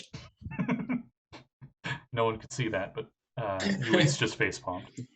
I have a bad feeling about this. You know, just 3 days from retirement. The other day, I would say that's probably a good idea, but if we don't get rid of him now, they'll still be at risk for the Citadel. Even if we get in, it means they can get in too. True enough. All right. How wide's the room in here? Very narrow. I would say at this point it's just tall enough for you to fit through and like 5 feet wide. My sunbeam blasts are filling the entire corridor. Yes. All right. gonna hold an action to fire another one if anything comes down the hallway. You were in the hallway that's S13 on the map. And you're heading towards S11. Right. Okay, so I'll just hold an action to sunbeam anything that comes through there. Okay. Actually, you would be here. Yeah, it's narrow where you're at, but it widens for a little bit, like 10 feet. It widens into like a 10 by 10 by 10 hallway, and then it narrows again. Okay. So as you do that, Lulu will move back next to you. And as she does, she casts on you a spell. Protection from good and evil. Nice. Until the spell ends, you are protected against aberrations, elementals, fae, fiends, and undead. They have disadvantage on attack rolls against you. You also cannot be charmed or frightened or possessed by them. Sweet. If you are charmed, frightened, or possessed, you immediately have advantage on saving throws against it. Which you are none of those. Mm-hmm. Nice boon. Oh yeah. Loop back around. Oh no, wait, no, it's their turn. Showing up. The first thing you see in the tunnel entryway is what appears to be a giant vulture-like humanoid. And then another one. And then another one. And a bunch of gnolls behind them. Mm-hmm. As they fly into the room with you and Lulu. And immediately fire. They immediately have to... Yeah. Con saves for all of them. Pass. Pass. Wow.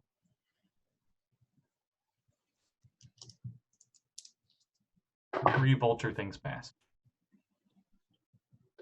Right, so that is 30 radiant damage, and anything that fails is blinded. Okay. The gnolls behind them, there wasn't enough room for them to get in range just yet. Okay. They're like staying back. But then these creatures come flying in the room.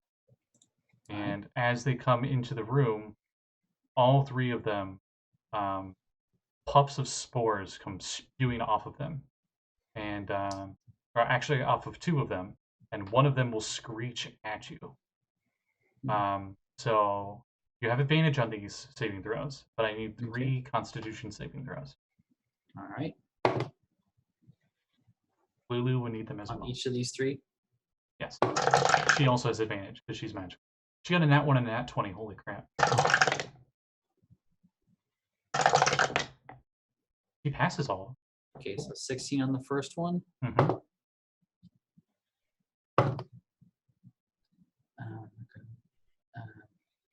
9 on the second one. Okay.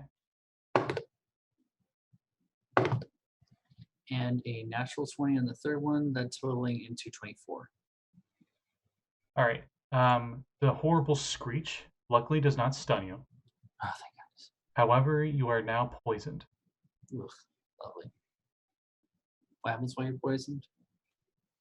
Right now, you have disadvantage on saving throws, I think. I'm pulling it up. You have the poison conditions. Mm-hmm. Poisoned condition, you have disadvantage on attack rolls and ability checks. So pretty much it negates your advantage on ability checks. Okay. But you still have disadvantage on attack rolls. That includes spell attacks. After that, we loop back around to Koi. Koi, you hear this stuff going on up there as you're still climbing up. I'll say at your full move, you're at the top. Okay. When you get to the top, you see a blinding light. Silhouetted inside appear to be like these weird vulture creatures. A bunch of spores seem to be filling the tunnels. And Lulu and Brakka seem to be in the middle of a fray of something. But you can still, with your sharpshooter, it's covered isn't an issue for you, even in these narrow tunnels. You can still fire at any 3 of those things you see in the sunbeam. I will shoot at them. Yeah. 1 bolt at each. 2 bolts each. There's Because three. I Of them. will There's 3 of them. action. Yeah, I will action surge. Oh shit. Okay. Nice.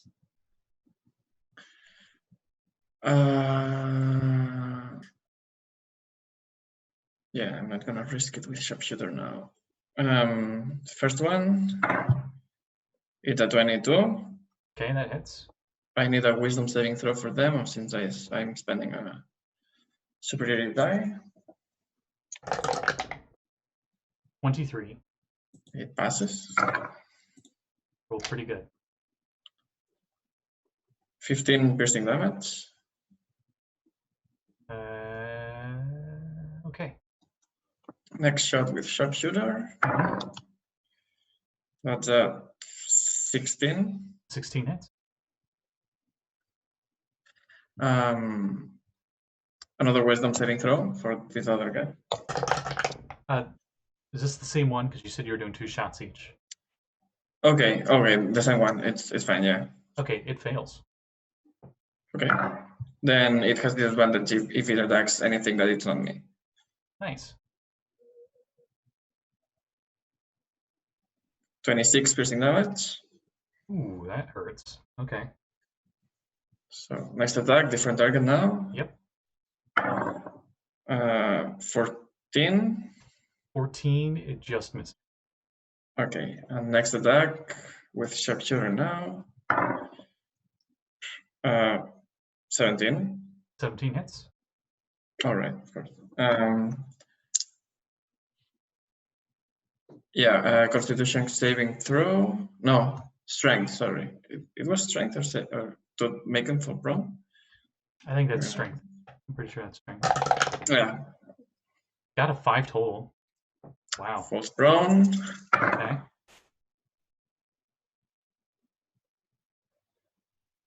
$28 piercing damage. Moving to the third one.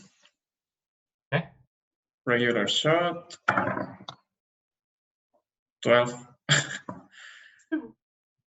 And second shot without sharpshooter. 21. Definitely hits. And I will spend my last superiority die. Wisdom saving throw again. 12. Misses, I think, right? What is your saving throw for your thing? I think it's 15. Okay, so it fails. So the same thing, if they attack another thing, they have disadvantage.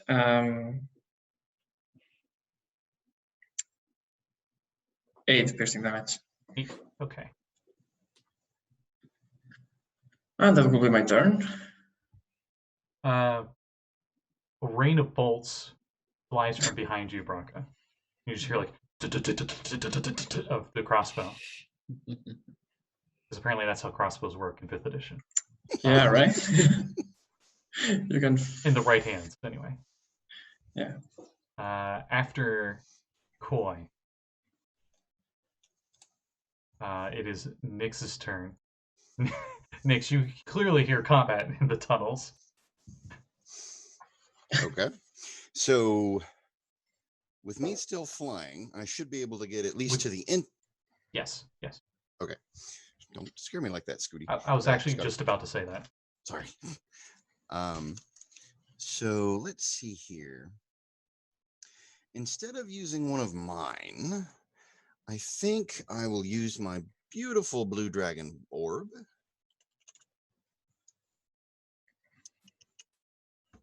How far is the tunnel? The tunnel itself is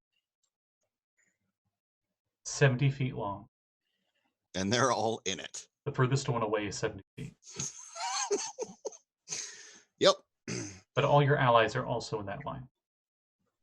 Oh, that's right. I can't use my spell points against the orb. Nope. Okay. Well, if we can't do it with the orb, then I'll just hold the orb out for flavor and do it my damn self. In fact, I shall upcast it. A lightning bolt of 4th level. Okay. What's that, 120 feet? for lightning bolt? Lightning bolt is 100-foot line. Okay, so I'm gonna roll for stuff behind those vulture things too, Okay. because they were right behind it. You So- can't see that, you don't know that, but Right. you do hit them. Yeah, but it, again, mine is 16 on that one. Why did I close that? I closed the wrong tab. 16 for what? For my DC. Oh, right. One of them is prone, by the way. So I'm pretty sure Okay, it so has it disadvantage. would have disadvantage. Yes. Thank you for that reminder. I just rolled for that one. It fails. The other two.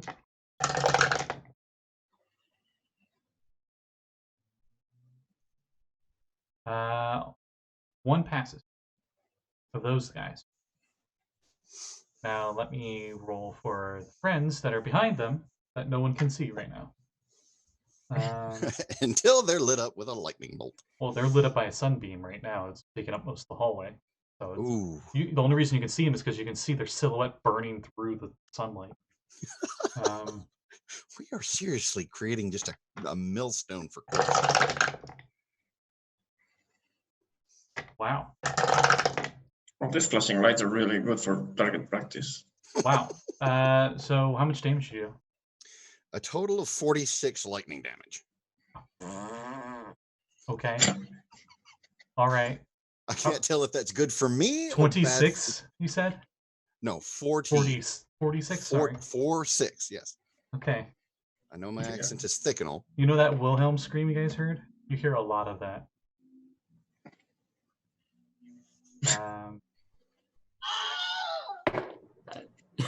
I can't repeat it. I can't repeat it quicker than that.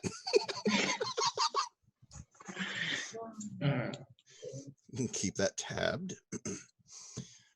Fun fact, the one that is prone has taken 69 damage. Cool. Nice. So,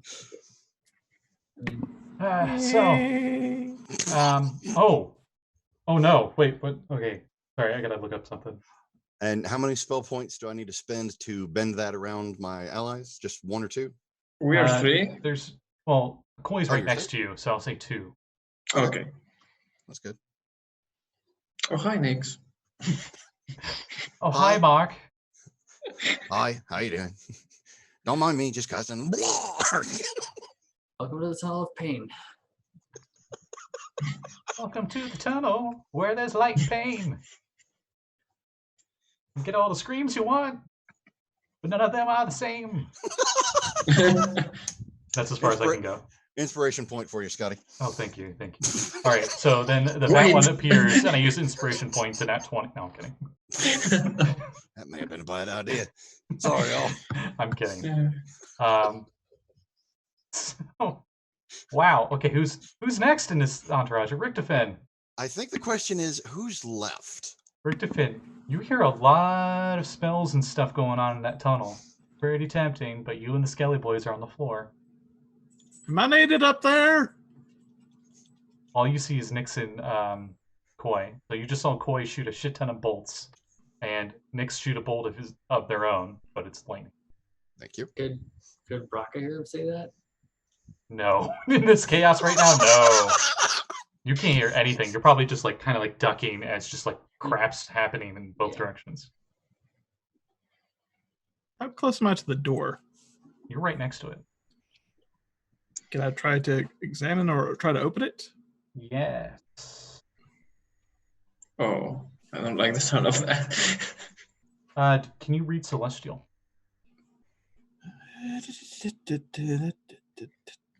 No. I like to think, because there's no official alphabet for Celestial yet. They made one for an Infernal, so. Is this like the ancient from Stargate or something? I like to think it looks either Arabic, and it's like Arabic with like Latin grammar. Something. I don't know, because when you think of like holy tomes and stuff, it's usually in like Very flowery, kind of cursive looking thing. Yeah. Kind of writing. Oh, okay. Not like Arabic. So like ancient from Stargate. Yeah. So you can't read Celestial. Nope. Do you what do you do to the door to examine it? You have like an action worth of stuff you could do. Well, I can do an Arcana check. Rick, do you have comprehend languages? What? Do you have the The spell? spell. No. Wait, you didn't have it from a book? Comprehend languages. Oh yeah, no, that would work. It's tongues that it wouldn't work. It's tongues you need to hear it. Yeah. When you copy it from one of the books that we got, because No. we get a book like full of lots of shit earlier on. Not yet. I don't think you've copied too many spells yet, because it costs time and money. And we haven't exactly sat down and spent any of that time, much less the money. Mm-hmm. Because we didn't want to. So, yeah, give me an Arcana check.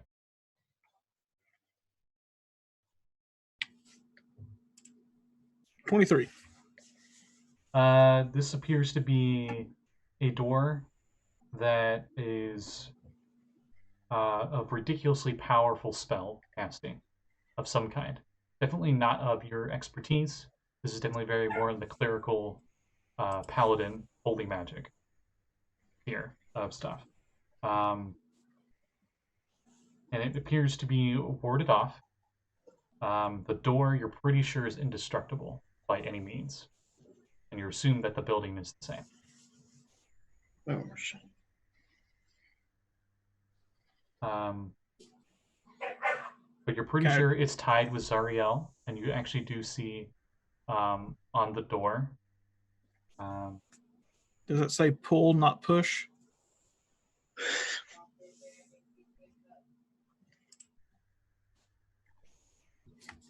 It says speak friend and enter. Friend. Not your necromancer. Sorry, I'm just making sure on things. That's all you can really tell. That and the door seems to be made of 100% brass metal. There's no door handles or anything on it.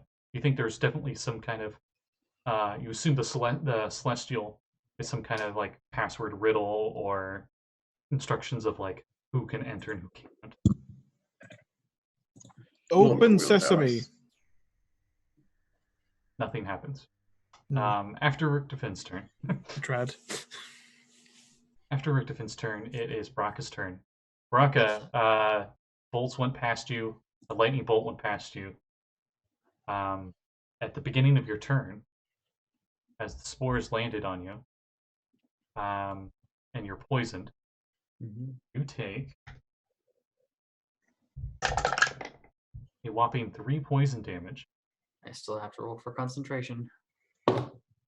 Natural 20. Nice. Still And concentrating on the sunbeam.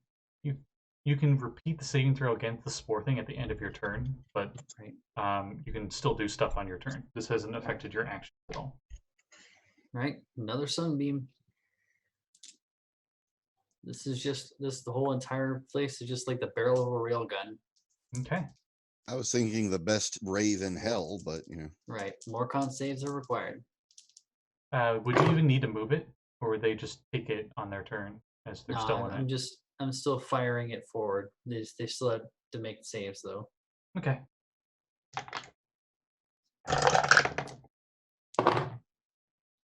One passes, one fails, 2 fail. The prone one is still prone. Yes, I took that into consideration. Okay. So that's 40 radiant damage. All right. At this point, 2 of them, including the prone one, immediately vaporize in the light. As they are done. They're done in ring. But there's one still left. It seems to be barely struggling to keep it together. And after Brakka's turn, it is Lulu's turn. Now your sunbeam. Is there any way? Does it affect celestials and stuff, or? Does it affect has Lula been just like right next to me this whole time? Yeah. Then she's not in it. It's a line from my hand. It's a 60-foot, 5-foot wide, 60-foot line from my hand. Okay. I've just been putting it forward, just blasting it. Okay. She can't do anything right now. Mhm. So Wait, I've had yeah, you get a saving throw at the end of your turn. Remember, Right, but and you have but advantage also- because of the protection. That's what I was gonna ask about. Thanks for being a little good.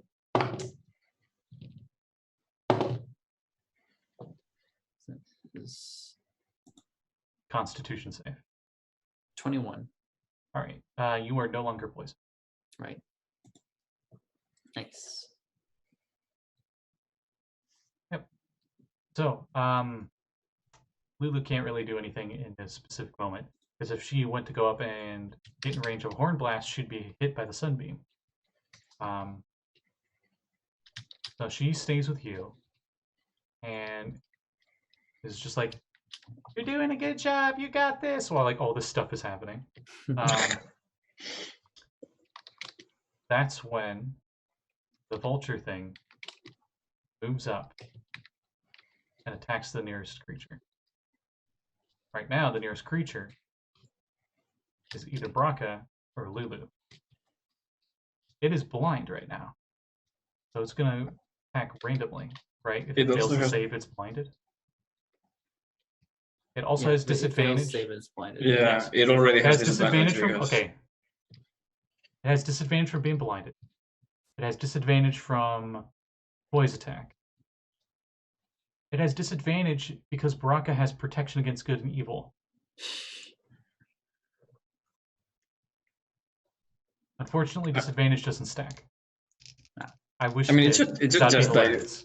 of disadvantage damage. I'm gonna roll a d4. On odds, it attacks Lulu blindly. On evens, it attacks Brakka blindly. Got a 3, so it attacks Brakka at disadvantage.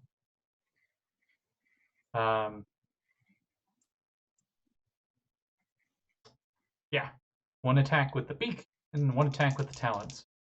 All right. Bring it on. Wow, 19. Rolled 2 13s. That hits. Okay, that was the beak, and then the talons. 14. That misses. Talons miss. The beak gets a good shot in. Okay. You get pecked in the shoulder pretty bad as you take 12 piercing damage.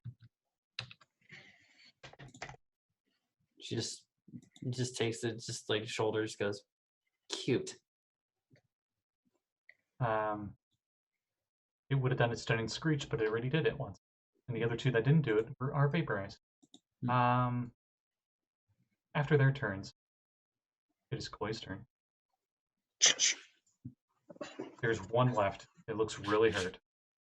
3 shots. Let's see how many. It is blind, so you have advantage. Oh, sharpshoot then. I'm pretty sure. Let me double check. Yeah, attack rolls against the creature have advantage. So the first one misses. What? The second one is 22. Okay, that hits. Now that's 20 piercing damage. All right. On that hit, it goes flying back onto the ground, and the sunbeam vaporizes what's left of its body. Everything that the sunbeam hit for the demonic ichor immediately vaporized the demonic ichor into nothingness. I will say radiant damage dissipates the ichor. Seems to make sense. Yeah. You have another shot, but there's no other targets. Unless you want to really hit Lulu for fun. I joke. I will shot keys at Lulu. You will. Do I have to roll to hit? You'll shoot what? I will just blow a kiss. Oh, sure. Who are you rolling? Who are you blowing the kiss at? Lulu? Okay. I mean, Brakka would make more sense. Brakka. Okay. Roll to hit. What's that? It's an improvised weapon? Charisma? What's maybe? your charisma? No, +0. All right, straight d20 roll. Does this No, you've already said it's not part of the real world, so we don't need a Constitution saving throw. Nope. 17. That is my armor class. So it Oh. hits. So it hits. You hit with the blow of the cast. So you're gonna dodge it. Nope. No dodging. Can't dodge. And after Koi, it goes back to everybody else. Do any of you do anything else The in this tunnel? only- The tunnel seems only- very cleared, to say the least. the Clean. gnolls. The can we hear the gnolls coming? You hear silence. -8. Brakka just blushes for no reason. Does the kiss echo down the corridor? No.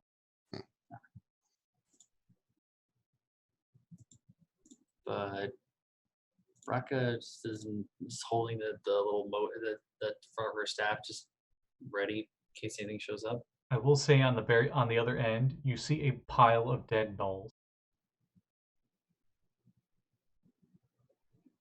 Like in the next room up ahead. That we can see if we move forward, or just You can see you from can here. because you're the furthest up ahead and you have dark vision. Right. Just club goes to the side, just still kind of wary, still have the sunbeam up, just looking around. Does it look like they were killed in the just firing range that we made, or At this point, initiative ends. As you walk into that room, you see that there are 6 gnolls in here, and there's like smoke coming off of them, and it looks very clear like they took lightning damage. she just shouts over her shoulder, "Good shot, Nix." Welcome.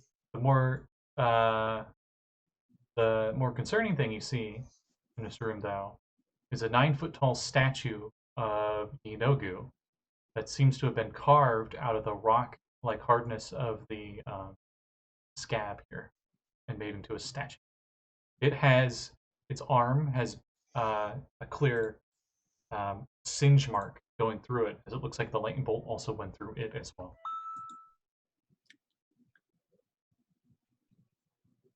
You feel like a very disturbing presence from it. It seems like reality is like shifting around the statue.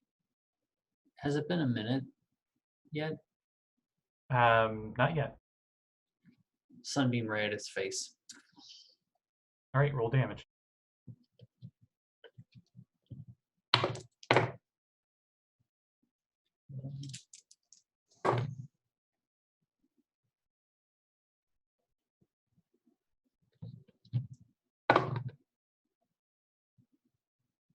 $30 radiant damage to it. All right.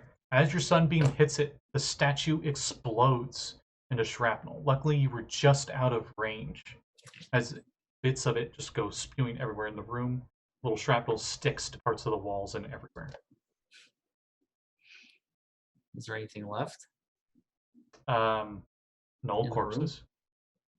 Humanoid corpses. Looks at Richtofen. Shout over the shoulder, Rick. We got new friends for you to make. Rick is about 100 feet away from you. Right. You went through a 70-foot long tunnel, and then there was a big room with a door. It's like, It's right. okay, Brakka, I got you. I will turn and yell at Rick from the edges. Let's Corpses, like, I will do the zombie motion. No thanks, I already ate. let's I'm gonna search for them, through stuff for this. See if there's stuff. Blah. Is it investigation?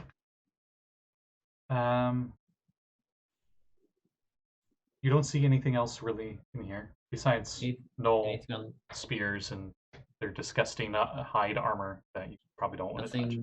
nothing on them nothing where the statue's at. No. Right. Okay, walking out. Minding any of the goo, if there's any left. After getting vaporized. Nah, your sunbeam vaporized all of it. Right. Just walk out. The little moat at the end of the staff just like flickers out. She goes, breathes a sigh, saves herself, And then she just looks over at the group. She's like, Rick, we got new material for you. Okay. Bunch of Knoll corpses. And she looks over to Nix and just nods. Good shot. What I do? And just spins the staff and looks over the door and looks back to Lou. I guess further in. Lulu looks at the door and flutters over towards the door and looks up at it. Just gonna carefully climb down and go up to Lulu. Go flying, so I hover over. Okay, so when all of you, since all of you are close enough to the door, you hear in your heads a unfamiliar female voice say, "Oh, good. Lulu is with you. I will let you inside." And as you hear that voice, the doors go and they go to open. That was a very horrible rumble, but you know what I meant. Lulu was the key all along. I don't think I have a sound effect for that one, Scotty. I'm sorry. Yeah. I'm failing you. Hey, you guys enter? Yep. No, Already we made it inside. so far. We will turn back. If Lulu goes in, Brakka's right there next to her. Lulu definitely flies in, but make sure you guys go with her. Charge! Next would be right there with him. As you all go in, Richtofen, I need all of your skeletons to give me Constitution saving throws as they step through the door. Oh, shit. What is your constitution? Miss them.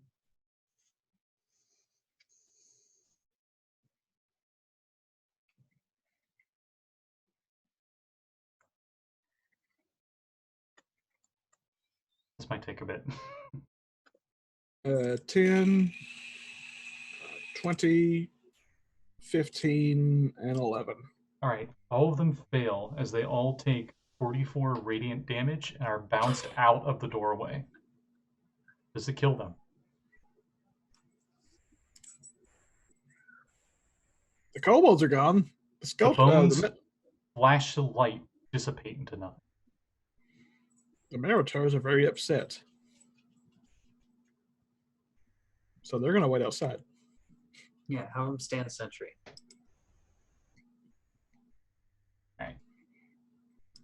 As you all go inside, a bright white light burns away any blood and grit staining your clothes. Restorative energy brings life to the numb muscles as the glow softens to reveal the interior of a sun-kissed cathedral. How light passes through the scab and into the stained glass windows is a mystery only magic can answer. Pillars line a path from the door to a raised dais carved with celestial runes. Embedded in a stone-topped dais is a glowing longsword, and that's where we'll end the session for tonight. Mine. You did it. So, good news. Everybody's 12th level now. Yay. As you guys just wipe through everything but those the fly guys. Yeah, figures. And on that ending note, does anyone have any plugs before we close for the night? US. The usual, just follow. Follow us on Twitter. Why not? We're all amazing. Me and Scotty do art, so you should definitely check that out. Now, the most popular thing I posted on the DM's Guild, connection of all Warlock patron, is pay what you want on the DM's Guild. I think it's a very appropriate Warlock patron for these trying times for everybody. Seriously, you can just put $0 and you can just download it to see it. It was a collaborative effort with me and Aya GoLender. That is her Twitter, AYA_GoLender, one word. And she did all the art. It's based off of her character from PowerScore RPG's campaign Dungeon Academy, a gnome named Lilia. So yeah, you should check it out. And on that note, everybody stay safe. Wash your hands, all that stuff. Hang tight. We can get through this. We got this. Yes. I better see all of you next Hell yeah. Hell yeah. Oh. No pun intended. week. Pun intended. Hell yeah. Bye, everybody. Bye, everybody. Good eye. I got the good eye. And I got myself saying that. Cool.